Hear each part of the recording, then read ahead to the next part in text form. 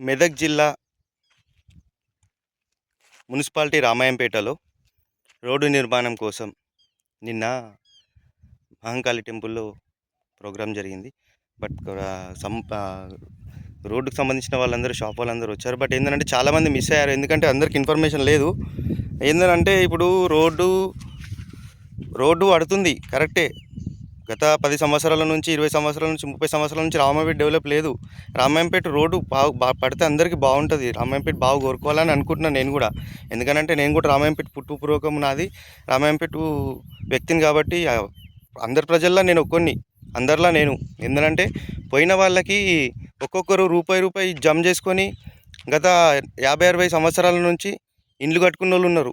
చిన్న చిన్న రూమ్లు ఉన్న వాళ్ళు ఉన్నారు. చిన్న చిన్న దుకాణాలు ఉన్న వాళ్ళు ఉన్నారు. అందులో నేను కూడా ఒక వ్యక్తినే. బట్ మాట్లాడలేదు. ఎందుకు మాట్లాడలేదు అంటే పరిస్థితులను బట్టి మాట్లాడలేదు. బట్ ఇప్పుడు మస్తుగా మాట్లాడుతున్నాను కాదు. ఏంటంటే ఇప్పుడు ఒక విషయమై మాట్లాడుతున్నాను. రోడ్డు పడ్డం ఓకే. బట్ గరీబ్ వాళ్ళకి మాత్రం షాపులు పోయిన వాళ్ళకి షాపులు చూపించాలి. అండ్ ఇండ్లు పోయిన వాళ్ళకి ఇండ్లు చూపించాలి. ఎవరికి ఇబ్బందులు కాకుండా రోడ్డు కాదు రామాయంపేట మొత్తం డెవలప్ చేస్తే అందరికీ బాగానే ఉంటుంది. బట్ ఏంటంటే ఎవరికి ఇబ్బంది కూడా కలగద్దు. మీ సుఖం కోసం మందిని కష్టపెట్టడం కూడా తప్పు కదా. బట్ మీ సుఖం అని అంటే మేము మిమ్మల్ని అనట్లేదు. బట్ ఒక విషయం చెప్పాలంటే గరీబ్ వాళ్ళకి మాత్రం ఆదుకోవాలి. మైనంపల్లి రోహిత్ గారు, మైనంపల్లి హనుమంత్ అన్న, ఆయన సుప్రభాత్ అన్న, కాంగ్రెస్ పార్టీ ప్రజాప్రతినిధులు, అధికారులు అందరికీ చెప్తున్నా. ఏంటంటే ఇప్పటివరకు ఏ ప్రభుత్వం ఏం చేసిందని అందరికీ తెలుసు.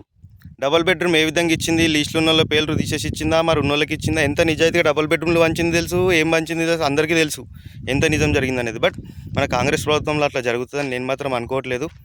ఎవరున్నా సరే ఖచ్చితంగా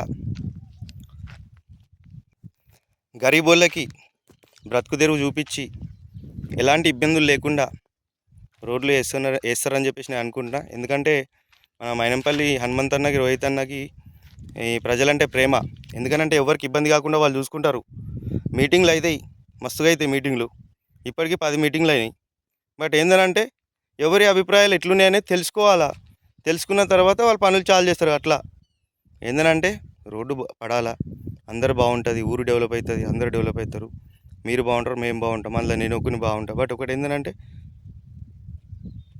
ఒక్కటి